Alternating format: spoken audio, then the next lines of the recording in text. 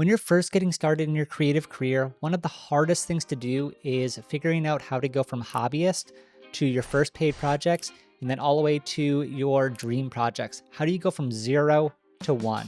In today's video, I'm going to go over the 3 things that I did when I was first starting and continue to do to evolve my career as I grow. Number 1 is spec projects. No one's going to hire you for a project unless they believe you can deliver. These are a great way to build your portfolio and prove what you can do. One mistake that I see a lot of creators make, and one that I'm guilty of when I was first getting started in film, is people just posting them and hoping that that's going to get them work. So putting it on social media, YouTube, their website, Vimeo, and thinking that just because they posted it, they're going to get hit up and people are going to be asking them to do that style of work. The sad reality is that doesn't really work, but there are a few ways that you can strategically use these spec projects to get work. A better method is to use them in pitches and proposals as concrete examples of what you're capable of. Something that you can point to and be like, I have done that work. Here's what it looks like. And they can see a tangible finished product. The second is because you've done the work, you know what goes into it. Instead of just this vague idea of what you think goes into it, you know the actual steps that went into creating that piece. So you can create a process that you can communicate to potential clients so you can explain what to expect to let them know and reassure them that you have a plan, you know what you're doing, and can guide them from idea to finished product. Because these can take a lot of time and effort to do, there are a few criteria that I need to check off before I jump into investing in one of these spec projects. Is it a learning opportunity? Am I going to be trying something new in a safe environment where I don't have client obligations on the line and I have permission to fail, that I can really go for it, try new things, and not worry if it doesn't work out? This is really good because if it works out, you have a new skill that you can use in future projects. And if it doesn't work out, it's not a big deal. It was just a learning lesson. Does it fill a gap in your portfolio? Is it something new that you haven't shot before, you don't have an example piece of? Or maybe it's bringing one of your old pieces up to your current standard. If you already have a lot of work that's similar to this, it's probably not worth doing. Is it aligned with the type of work that you're trying to get hired for?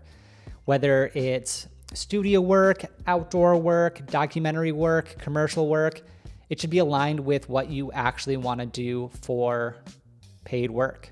I've used this to create hype reels, mini documentaries, commercials, VFX work, you name it.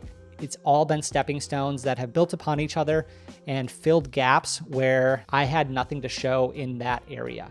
Spec work both builds your portfolio and the processes and systems you use to create these styles of projects. So you can have a clear plan to go from idea to finished product, and you can articulate that to potential clients. Number 2 is networking and getting on set. One of the best ways to learn is from people that are doing what you want to do. Ways to do this are coming in with value. Remove the friction. Try to make this as easy as possible for them to want you on set. The last thing people want to do when they're on a production is be babysitting somebody or just having an extra hand that's not really providing value to the production. Some practical ways to do this would be figuring out where they need help. This could be shooting behind the scenes photos, behind the scenes videos. If you know that they need to shuttle a lot of gear, you could just be a gear carrier. You could be a PA helping out with getting food, getting water, making sure batteries are charged, just something to help out with the production. Another thing to think about is not expecting anything in return for these. Think about this as like an unpaid internship. If you're going to school, you're typically paying a lot of money to learn. In this case, you're trying to learn, so doing it for free is typically an easy way to remove friction and get a foot in the door. If you're going on set and you don't have anything to provide, you have no experience, it's hard for that production to want to pay you if you have nothing to show, if you have no track record. By showing up, interning, and proving that you are a valuable member, that you can contribute to the production, then you can get paid down the line. But starting off, I would expect nothing in return. My first year in film, I was doing everything solo, had no idea how these bigger productions were ran. I really just wanted to get on set with a production team that was doing what I wanted to do. In August of 2020, I had the opportunity to get on set with Steep Motion Films, a company that I looked up to that was doing work with the brands that I really wanted to work with. They were working with Big Sky, they were working with Jackson Hole. They were working and getting paid to make films in the outdoor industry. Exactly what I wanted to be doing.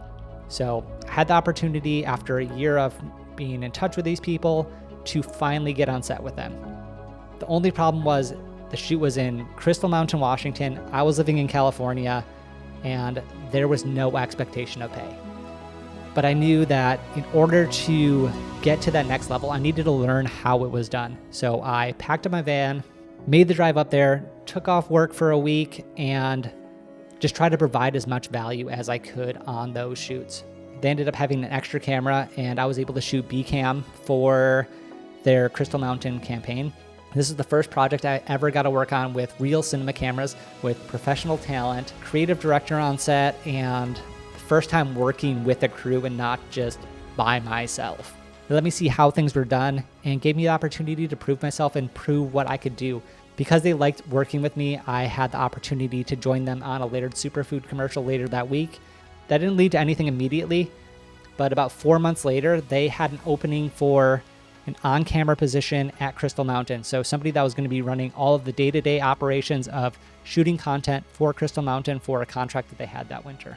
Because I was able to get on set with them, work with them, show them that I could be a contributing member and that it was fun to work together, I ended up getting that position, which led to directing for them for 2.5 years and really bringing me on dream trips, from shooting a documentary trail running around Mont Blanc, shooting a safari in Africa, heli skiing. It was truly a dream job and one that laid the foundation for me to leave and start up North Cascade Films later on. It completely changed the trajectory of my career and opened up so many doors and opportunities that I wouldn't have had if I didn't try to go out of my way to get on set with somebody that was doing what I wanted to be doing. Which brings us into part 3, which is over-delivering, trying to make each project your best project to date. Whenever you go into a project, you have 2 options. You can just do the bare minimum, get the job done, and do what's expected of you, or you can try to one-up yourself and make each project a portfolio piece. Try to make each project better and add a new skill to your belt with each project you're taking on. If you're just doing the bare minimum, you're kind of shooting yourself in the foot. You might be getting a paycheck, but it doesn't give you anything to show for your work that is different than what you already have. It might be what the client expects, but it doesn't make you stand out. So if somebody offers the same thing for a cheaper rate, or maybe they have a better experience with them, then you're out. Think about it like paid spec work. If you try to learn something and implement something new that expands your skill set with each paid project, you are essentially getting paid to learn a new skill as you go. And if you do a good job and over deliver for your client, they're going to be amazed at what you can produce for that rate. And if you continually over deliver for them, you're going to be their go-to person.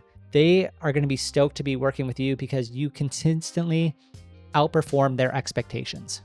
One of the biggest career opportunities I had, and ended up being my first documentary, all came from over-delivering on what was supposed to be just a basic YouTube video. I was working with Bill Bradley, my first client who ever hired me. I was originally just editing his YouTube videos. That's how I started my career. I started editing these YouTube videos for about $250 a piece back when I was guiding. And then when I got hurt guiding, I dove into that and just tried to learn as much as I could about editing and video production as I could. So I went from just editing for him to having the opportunity to shoot my first YouTube video for him. The concept was to shoot his extreme endurance event, a solo self-contained Badwater, which is you start in Badwater, the lowest point in the Western Hemisphere, cross Death Valley in August, the hottest month of the year, and try to make it all the way to the top of Mount Whitney without any help, no support. You have a 250-pound cart that has your food, ice, and water in it. But other than that, you have nothing. You can't get in a car. You can't get artificial shade from a building. You're by yourself. The concept was to just document this for his YouTube channel. Once I started editing it, I realized that there's probably a bigger story here than just a YouTube video. So I pitched the idea of potentially making this into a documentary. We decided to forego the YouTube video and make it into a little mini documentary, and that ended up really catapulting my career. It got into a bunch of film festivals, won an award for Best Short Doc, and got a premiere at the Chinese Theater in Hollywood. I was able to transition this thing that was supposed to just be a basic YouTube video into a successful short film that also helped promote his feature-length doc that was coming out later that year. The takeaway is always try to exceed expectations and put your best foot forward, make your best work, because you never know what opportunities and what doors might open because of it. All of these three elements work together. They are stepping stones that help you build and elevate your career at each point of the way. It's not going to be a linear, super easy path. There's definitely going to be ups and downs, but by continually growing and expanding your network, your skill set, your portfolio, what you're able to do, it just opens up more doors, more opportunities, more ways to grow into the person that you want to be, grow into the creator you want to be, and ultimately being able to create the skill set needed to take on your dream projects.